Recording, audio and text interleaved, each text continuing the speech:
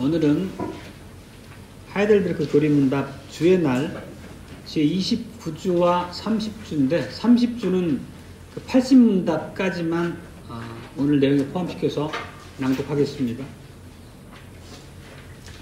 찬송의 책 490쪽입니다.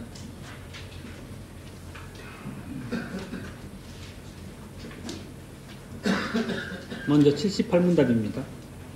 그러면 떡과 포도주가 그리스도의 참 몸과 피로 변합니까? 아닙니다. 세례의 물이 그리스도의 피로 변하지 않고 죄 씻음 자체도 아니며 단지 하나님께서 주신 표와 인인 것처럼 비록 주의 만찬의 떡이 성례의 본질과 관례에 따라 그리스도의 몸이라고 불릴지라도 그리스도의 몸 자체로 되는 것은 아닙니다. 79문답입니다.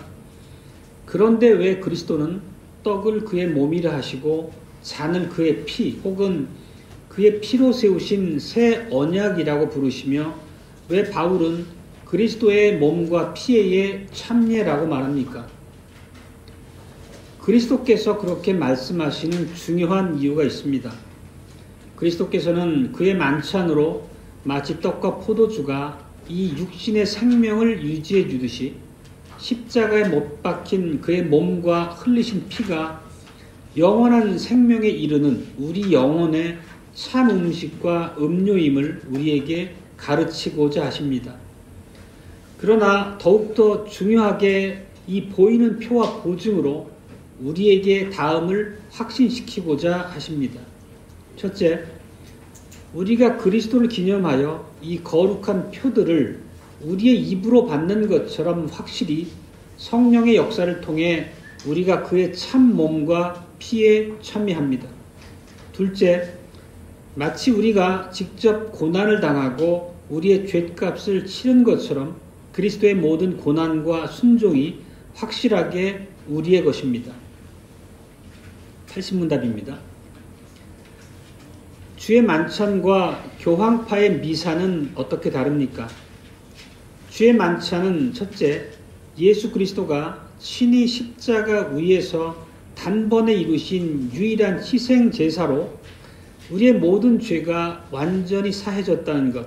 둘째, 그리스도는 지금 참 몸으로 하늘 아버지의 우편에 계시사 거기에서 경배를 받고자 하시며 성령을 통해서 우리가 그에게 접붙여짐을 우리에게 증거합니다.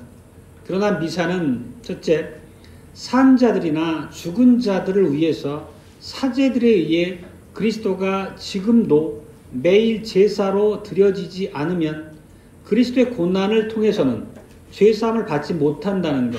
둘째, 그리스도는 떡과 포도주의 형태로 육신적인 임재를 하므로 거기에서 경배되어야 한다고 가르칩니다. 그러므로 미사는 근본적으로 예수 그리스도의 단번 희생제사와 고난을 부인하는 것으로 저주받은 우상 숭배일 뿐입니다. 우리 주 예수 그리스도 안에서 사랑하는 성도 여러분, 우리가 지난주부터 이 성찬에 관련된 복음을 선포하고 있습니다. 우리 지난주에 설교 제목을 통해서 알 수 있듯이 성찬을 통해서 우리 영혼에 자양분을 공급하시는 그리스도라고 우리가 고백했습니다. 실제 우리들은 죄 가운데로 타락해서 세상에 매여 살기 때문에 영혼의 허기나 갈증조차도 제대로 감지하지 못할 만큼 그렇게 우둔하고 부족하다고 했었습니다. 그래서 이러한 우리들을 긍휼히 여기시기 때문에 이러한 성례를 제정해서 우리에게 우리 영혼을 위한 자양분을 공급하셔서 우리 믿음이 견고하게 설 수 있도록 우리를 이렇게 지켜주신다고 말씀드렸었습니다. 그리고 이 성찬에 참여하라고 하는 것은 우리 주님의 엄중하신 명령이라고 말씀드렸습니다. 이것은 우리가 참여 여부를 선택할 수 있는 사항이 아니고 우리에게 주신 명령으로 우리가 이해하고 인정해야 된다고 말씀드렸습니다. 따라서 마땅히 우리는 주님의 만찬의 자리에 나서기를 기대해야 되고 또 마땅히 합당치 않은 이유로 결국 그 자리를 피해서는 안 된다고 말씀드렸습니다. 오늘날 우리가 이렇게 거행하는 주님의 만찬에는 어떤 외적인 화려한 의식이나 그런 절차가 따로 있지는 않습니다. 실제 우리가 먹고 마시는 떡이나 포도주도 매우 소량이고 실제 시간도 얼마 걸리지 않습니다. 오히려 그보다는 제정된 하나님의 말씀을 선포하거나 하나님 앞에 찬송으로 드려서 이렇게 진행되는 시간이 훨씬 더 깁니다. 그리고 우리는 성찬을 마치고 나면 우리 또 각자의 가정과 일터로 돌아갑니다. 그리고 또 사는 한 주간 세상에서 삶은 그 죄로 인한 많은 어려움, 또 죄로 인한 우리 스스로의 그 곤고함과 직면하고, 그러다 보면 또 많은 시험적인, 믿음의 시험적인 측면에 우리가 대면하기도 합니다. 그래서 우리가 이 이생의 염려의 자리로 돌아가기 전에 주님께서 만찬의 자리를 통해서 우리의 영혼의 허기를 채우시고 우리의 곤고한 영혼을 달래서 믿음으로 우리가 삶의 현장에서도 넘어지지 않고 승리할 수 있도록 이렇게 지켜주시는 것이라고 말씀드렸습니다. 그만큼 이 성례, 세례와 성찬이라고 하는 것은 하나님께서 우리에게 주신 놀라운 은혜 수단이고, 단지 외적인 의식으로서가 아니라 그 의식과 결부된 하나님의 약속의 말씀을 통해서 우리에게 실질적인 힘이 되고 우리의 믿음에 강건하게 하시는 역사가 실제하는 그런 의식으로서 말씀드렸습니다. 성찬을 거행하는 목적은 우리가 요약해서 말씀드리자면, 아까 찬송 가사에도 나왔지만 이 눈물 골짜기 같은 세상을 살아가면서 늘 우리는 우리를 괴롭히고 우리를 엄습하는 실망과 도전을 받으며 살아갑니다. 그런 과정에서 우리가 믿음에서 이탈하여 넘어지지 않도록 우리에게 힘을 주시는 그런 수단으로서 예수님이 은혜로서 주셨던 자리라고 우리가 말씀 나누고 고백한 바 있습니다. 그러니까 이 연장선상에서 오늘 설교 제목도 성찬을 통해 하늘을 바라보게 하시는 하나님입니다. 그렇지만 우리의 연약함, 우리의 불완전함 때문에 우리는 이 본성적으로 하늘을 바라보지 못하고 이 땅에 매일 경우가 많다는 게 사실 우리가 가진 슬픈 문제이기도 합니다. 그리고 하나님께서는 우리가 사는 이 삶의 과정에서 우리 내면이 수많은 허위로 가득하다는 것을 가르치십니다. 허위라 함은 사실은 진실이 아닌 것을 마치 진실인 것처럼 호도하면서 헛된 그런 어둠 가운데 갇혀 살아간다는 의미일 수 있습니다. 우리 주 예수님께서는 그 복음을 통해서 우리 죄인들이 한 번도 하나님 앞에 탄원하지 않은, 우리가 먼저 하나님께 나가서 우리를 구원해 주세요라고 요구하지 않았음에도 불구하고 우리를 용서해 주신 것입니다.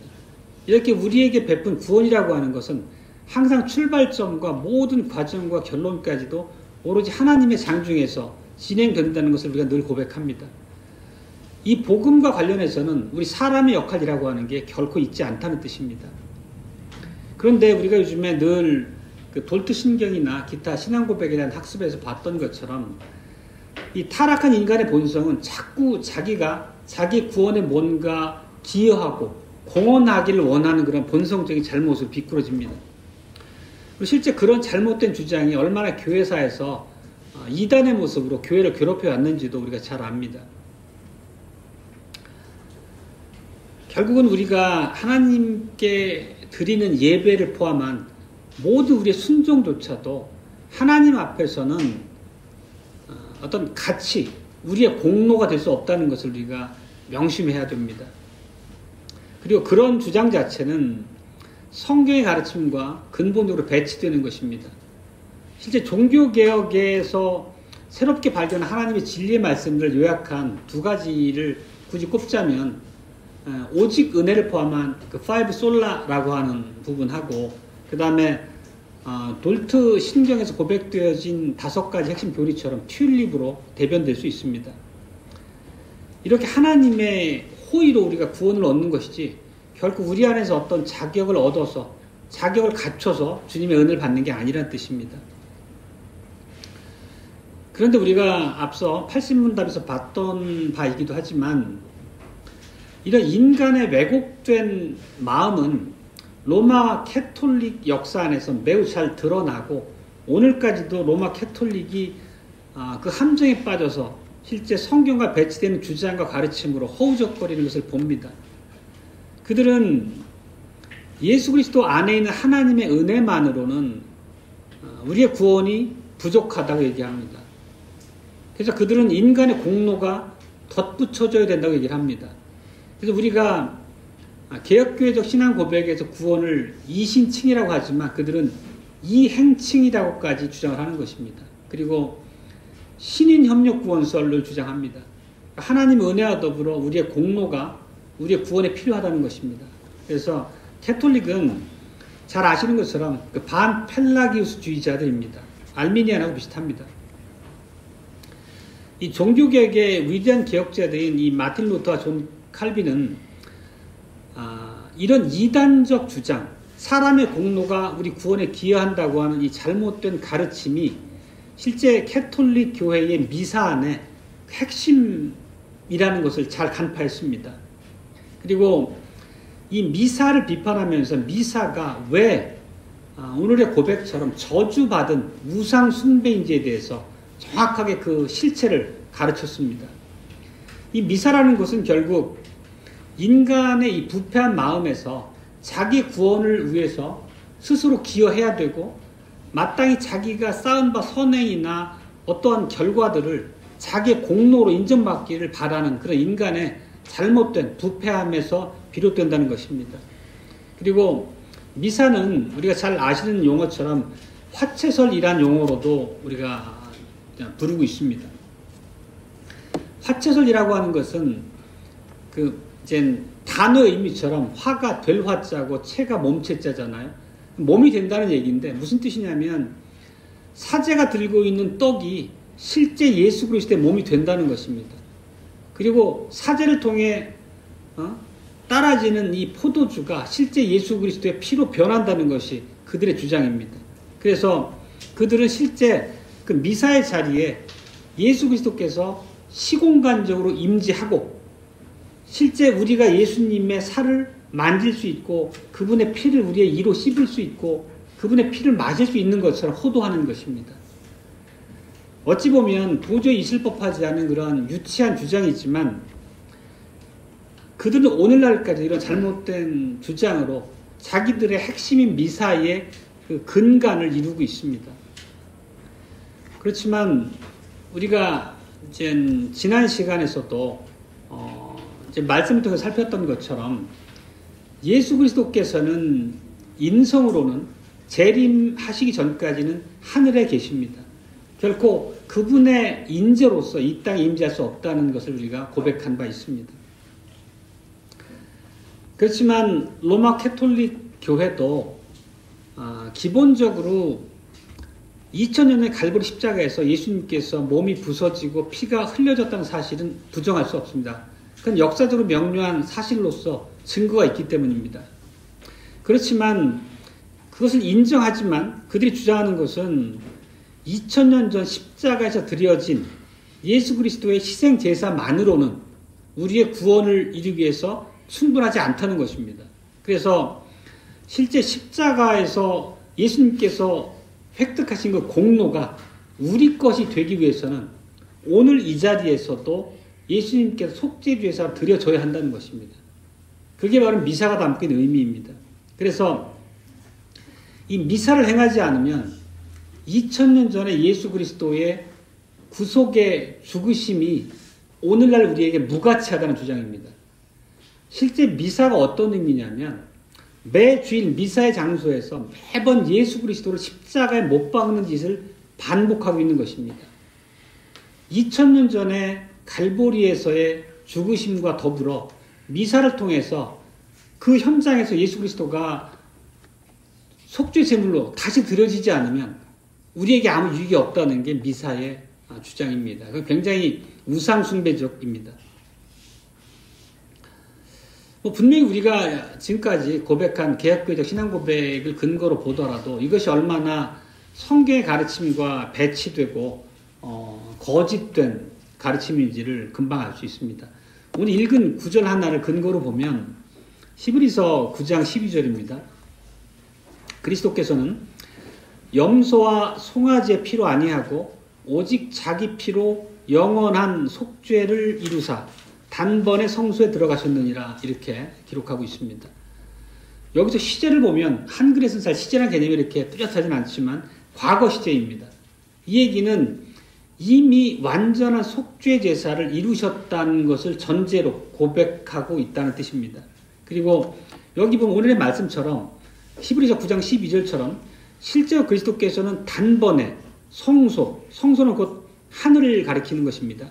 하늘에 들어가셨다는 것을 성경이 명백히 이렇게 기록하고 있습니다. 그리고 오늘 읽었던 25절과 26절도 동일하게 명백히 확인할 수 있는 내용을 담고 있습니다. 한번 읽어보겠습니다. 히브리서 9장입니다.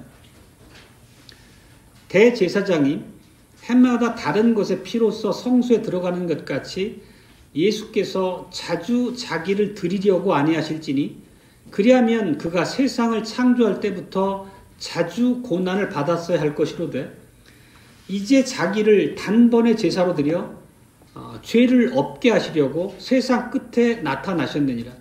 그리고 이 얘기는 갈보리 속죄 제사가 완성적이었다는 의미입니다. 단 한 번의 속죄 제사로서 우리의 모든 속죄 사역이 완수되었다는 의미입니다. 그것은 두 번, 세 번 반복할 이유가 전혀 없다는 뜻입니다. 그렇다면 캐톨릭의 미사에서 주장되어지는 바처럼 2000년 전에 희생제사가 있고 또 미사 현장에서 드려지는 매번 반복되는 속죄제사가 있어야 된다고 하는 것 자체는 방금 읽은 히브리서 9절로 보더라도 도무지 우리가 받아들일 수 없는 허위입니다. 예수님의 단 한 번의 속죄제사는 우리에게 완전한 우리의 과거와 현재와 사는 날 동안 내내 짓게 될 모든 죄를 완벽하게 속죄하시기에 충분한 죽으심입니다.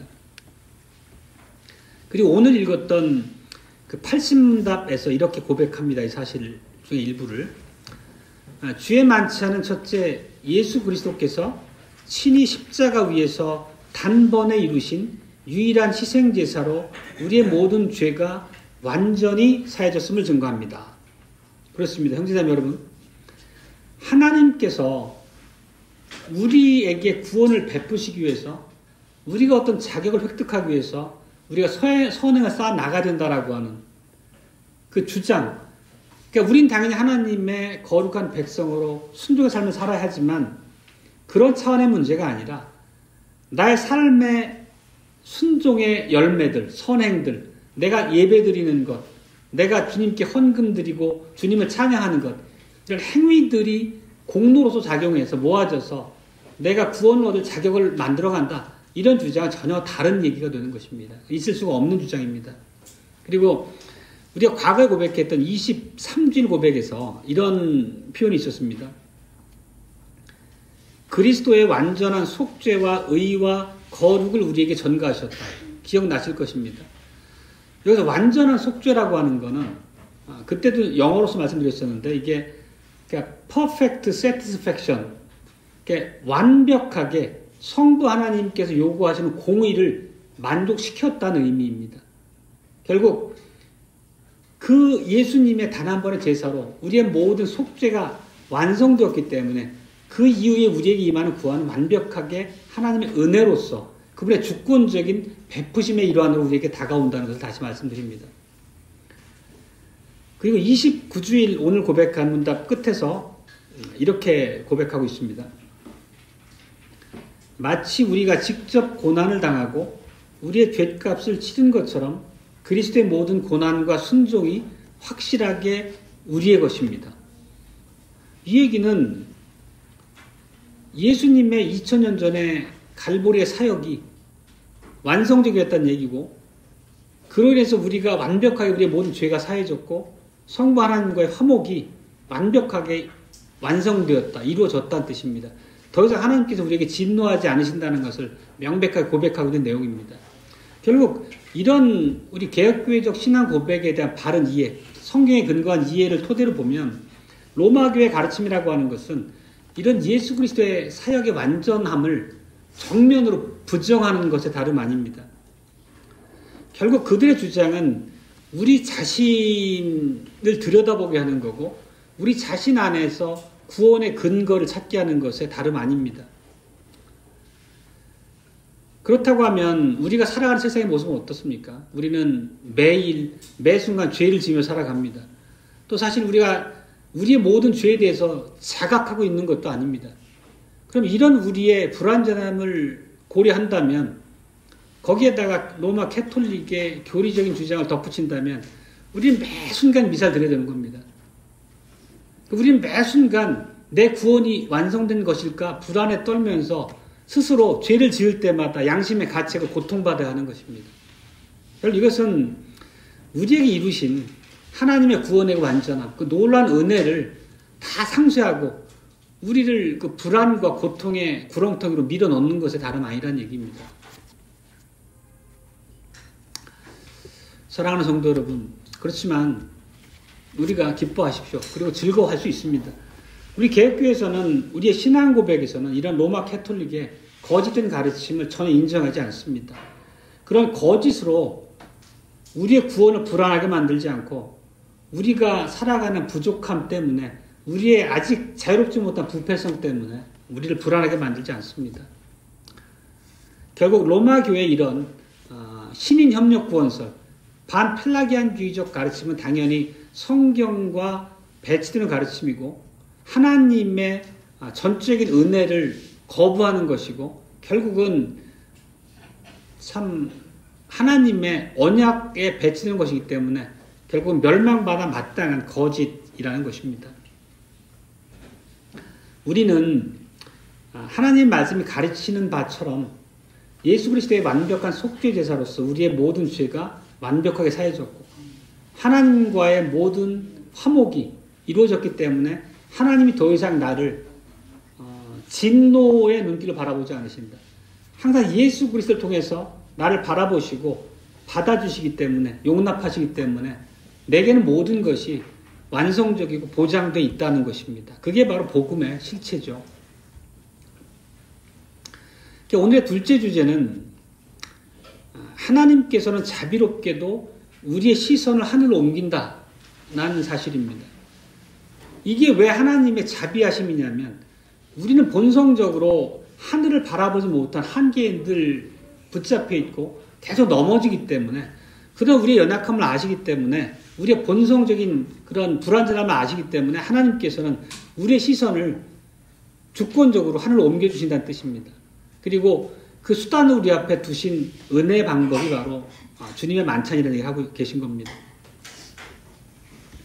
하나님께서 우리를 주님의 만찬상으로 이끄셔서 세우고 떡과 포도주를 베푸시는 자체가 우리로 하여금 그 의미를 새기게 하셔서 우리의 시선을 땅에 매이지 않고 하늘로 향하도록 해준다는 의미입니다. 그렇지만 우리가 하나님께서 베푸시는 하나님께서 그 배설하시는 그 잔치상에 나가기 위해서 우리 스스로는 우리의 죄악에 대해서는 겸손히 인정하고 고백해야 됩니다. 우리가 평소의 삶 가운데서 우리의 말이나 생각이나 행동을 가지고 하나님을 어떻게 대적했는지 정직하게 자신을 돌아보고 회개해야 됩니다. 하나님께서는 실제 우리가 겸손한 자세로 그 자리에 임하는지 주님의 만찬의 자리를 우리가 사모함으로 나오는지 그렇지 않은지 그리고 우리가 평소 삶 속에서 우리의 죄 문제와 더불어 얼마나 치열하게 싸우고 있는지를 익히 아십니다. 하나님 앞에는 감춰질 수 있는 것이 아무것도 없습니다. 하나님께서 은혜의 자리로 우리를 불러서 떡과 포도주를 먹이셔서 우리의 영혼의 허기를 채워주시지만 그럼에도 불구하고 우리가 말씀으로 늘 읽고 새기는 것처럼 그 자리에 서야 된 우리에게 요구된 바 믿음의 신실함에 대해서 우리가 결코 부인할 수 없습니다. 그렇지만 이것이 로마 캐톨릭의 주장처럼 우리에게 어떤 공로를 얻어야 된다. 주님의 만찬상에 나가기 위해서 어떤 자격을 얻어야 된다. 이런 문제하고는 전혀 다른 차원의 말씀입니다. 하나님께서는 주권적으로 우리를 신앙 안에 두시고 또 우리를 교회로 이끄시고 예배 자리에 두십니다. 그리고 때를 따라서 배설하시는 잔치를 통해서 우리에게 떡과 포도주를 먹고 마시게 하십니다. 그래서 오늘 그 78문답에서의 고백처럼 은혜를 누리고 있습니다. 그렇지만 우리가 실제 만찬상에서 받아먹는 떡이나 포도주가 예수 그리스도의 몸으로 변하고 예수 그리스도의 피로 변하는 것은 아닙니다. 아까 말씀드렸던 것처럼 그 화채설 자체는 우상숭배적인 이해라고 말씀드린 바 있습니다. 그렇지만 이 떡과 포도주를 우리가 먹고 마실 때 그것은 결국 2000년 전 갈보리 십자가에서 예수님께서 이루신 속죄 사역을 기억하도록 우리를 자극하는 역할을 하는 것입니다.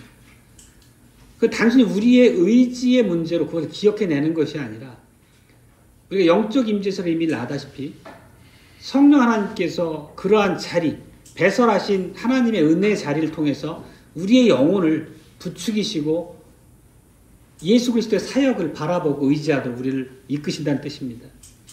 그리고 거기서 멈추는 것이 아니라는 것입니다.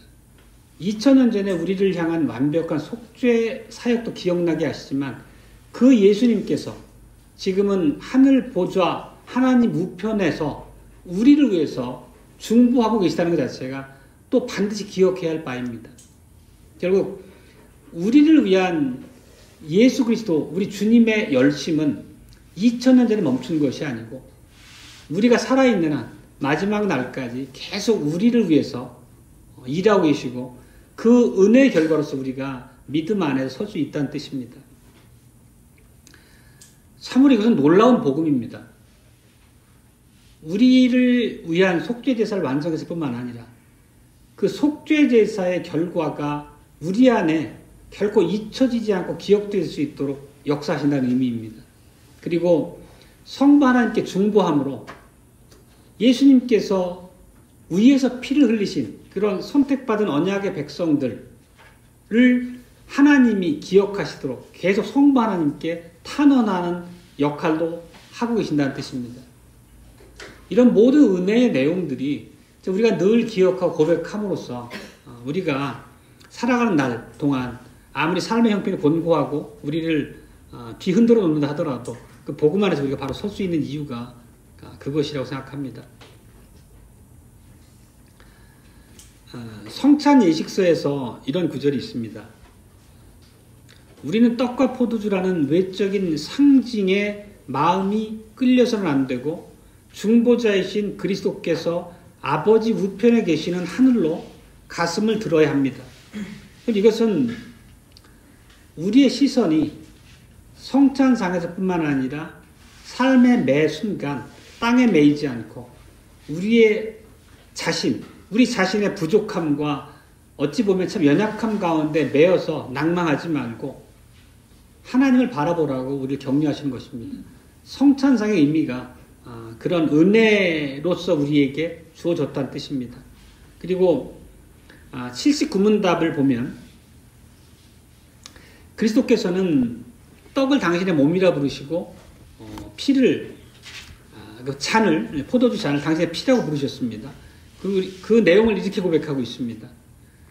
마치 떡과 포도주가 육신의 생명을 유지시키시듯 십자가에 달리신 그의 몸과 흘리신 피는 영원한 생명에 이르는 우리 영혼의 참 음식과 음료라는 사실을 가르치고자 하십니다. 오늘 설교 안에 담긴 모든 내용 자체가 사실 이것에 대한 해석이고 이것에 대한 의미를 풀어서 자세하게 우리에게 교훈하시는 것입니다. 그리고 우리는 벨직 신앙 고백 제35항도 전에 우리가 같이 읽었던 부분입니다. 그 내용을 한번 다시 읽어보면 우리가 기억해야 할 바입니다. 새로 태어난 자들은 두 가지 생명을 가지고 있습니다. 하나는 육체적이고 현세적인 것으로서 첫 출생 시에 받은 것이며 모든 사람들에게 다 있는 것입니다. 다른 하나는 영적이며 선상적인 것으로서 중생할 때 받으며 그리스도의 몸과의 교제 안에서 복음의 말씀으로 초래됩니다. 이 생명은 모든 사람들에게 다 있는 것이 아니라 하나님의 택자들에게만 있습니다. 참으로 같은 말씀을 이렇게 우리의 세일신조 각각 안에서 놀랍고 풍성하게 고백하고 있는 것을 우리가 볼 수 있습니다. 하나님께서는 우리의 육신의 삶을 위해서도 물질적이고 우리 육신의 필요를 채우시고 강건케 하시기 위해서 우리에게 이 땅에서 떡을 주십니다. 마찬가지로 오늘 얘기한 바처럼 하나님께서는 우리의 생명, 영적이고 하늘에 속한 생명도 유지하기 위해서 영적인 양식, 하늘에서 내려주신 생명의 떡인 그리스도를 우리에게 주시는 것입니다. 그리고 하늘에서 주신 그 생명의 떡을 우리가 먹는 자리가 바로 성찬상이라는 뜻입니다.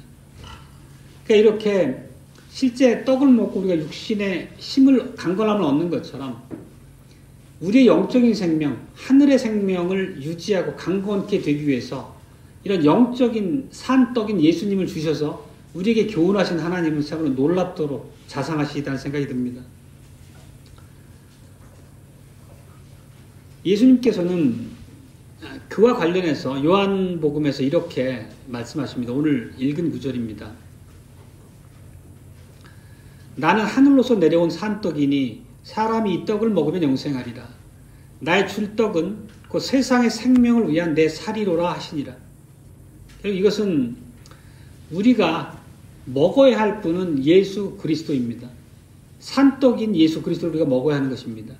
예수 그리스도를 먹는 것의 표현으로 우리에게 주신, 우리 눈으로 보고 귀로 듣는 것뿐만 아니라 우리 연약함을 보완하기 위해서 눈으로 보고 그 복음을 마음에 새길 수 있도록 그런 성찬의 자리를 마련해 주신 것입니다. 그리고 그 자리에 실제 성령께서 임재하셔서 우리를 영적으로 북돋워 주시고 우리 믿음을 강건하게 세워주신다고 하는 것이 또 하나님의 재정의 말씀 가운데 우리에게 선포됩니다. 그래서 우리가 음식을 먹고 몸이 자라는 것처럼 우리가 영혼의 입으로 예수님께서 베푸시는 산떡을 먹음으로써 우리 영혼이 자라갑니다. 결국 믿음으로 떡을 먹고 잔을 마신다는 것은 우리의 영적인 생명, 즉 하늘의 생명을 위해서, 다시 말하면 나의 영혼을 강건케 하기 위해서 하나님께서 우리를 위해 하신 그 일의 내용들, 다시 말하면 복음이죠. 그 복음의 내용을 마음에 새기고 고백하는 의미의 다름이 아닙니다. 그 복음의 내용, 언약 안에 담긴 우리 백성을 향한 하나님의 선물들은 우리가 반복해서 매 주일마다 선포되는 복음 안에 잘 담겨 있습니다. 성찬이 시행될 때마다 예수님께서는 성부 하나님 앞에서 우리를 변호해 주십니다. 그리고 우리가 완벽하게 예수 그리스도의 완성적인 사역으로서 무죄하게 되었다, 하나님과 화목하게 됐다라는 것을 계속 각인시킵니다. 사실 우리는 어찌 보면 복음의 내용이라고 하는 게 매우 단순하고 반복적입니다. 그렇지만 우리가 단순히 그것을 지식적으로 기억하고 있다는 것만으로 그 능력이 우리의 것이 되지는 않습니다. 늘 우리의 말씀 안에서의 믿음의 실질이 말씀이 계속 일깨워지지 않으면 우린 어느 순간 믿음의 자리에서 비꾸러지는지 우리의 연약함을 잘 알고 있습니다.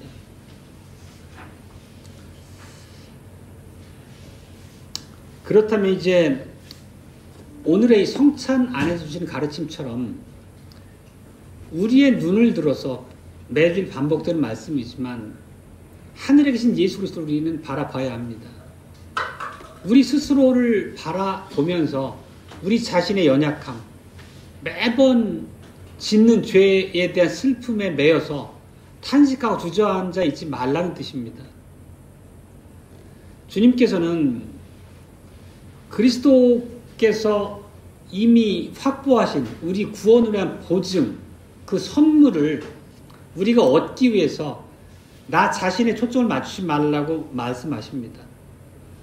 결국 그것은 우리에게 어떤 자격 심사를 하지 않고 그분께서 이미 완성적으로 만들어 놓으신 그분의 복음의 실제 내용들을 우리가 늘 깊이 있게 묵상하고 마음의 새김으로 우리의 영적인 강건함에 이르도록 우리가 성장해 가도록 우리를 이렇게 이끄시는 것입니다.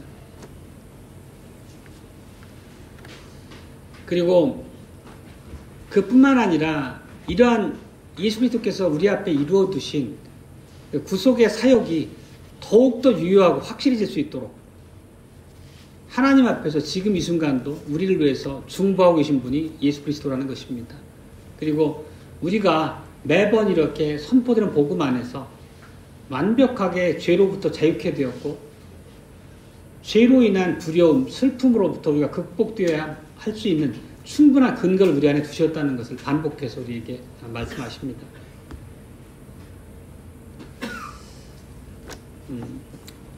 이렇게 우리가 성찬을 시행할 때마다 하나님께서 배설하시는 성찬에 참석할 때마다 우리가 반드시 기억해야 할 바가 지금까지 말씀드린 바입니다. 예수님께서 2000년 전 갈보리에서 완성하신 단 한 번의 충분한 사역, 그리고 지금도 그분께서 하늘에서 우리를 위해서 열심으로 성부 하나님께 중보하고 계시다는 것, 이런 것들이 우리에게 늘 기억되어야 할 것입니다.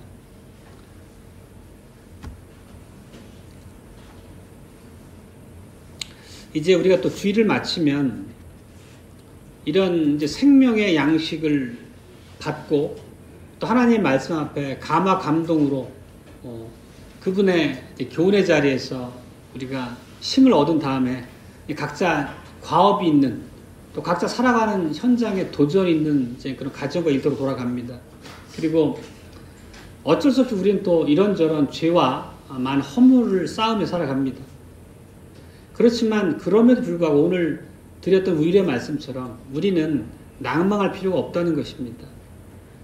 우리 자신의 부족함과 불완전함, 연약함에 우리 시선을 빼앗겨서 우리가 어리석게 자기의 자리에 슬픔에 휩싸여 주저앉아 있는 소경이 되지 말라는 말씀입니다. 우리가 반복적으로 우리 삶에서 실수하고 허물과 죄를 늘 드러내며 살지라도 이런 우리들의 부족함을 아신 하나님께서 우리에게 진노하지 않으신다는 것입니다.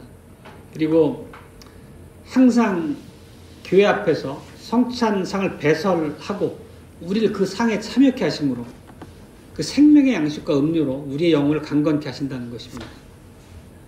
결국 우리는 이런 놀라운 하나님의 주신 은혜 수단들을 만끽하면서 그분의 은혜의 내용들을 마음에 새기고 그분께 감사하고 예수님을 찬송할 뿐입니다.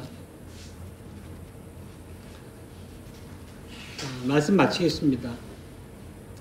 우리가 주의 식탁에서 그리스도께서 우리에게 말씀하시는 내용의 핵심은 결국은 어떤 대가도 요구하지 않으시고 우리 구원을 위한 모든 일을 완벽하게 이루셨고 또 하늘에서 지금도 우리를 위해 중보하시면서 우리가 믿음 안에서 구원의 목적지에 끝까지 완주할 수 있도록 우리를 지켜주신다는 것입니다.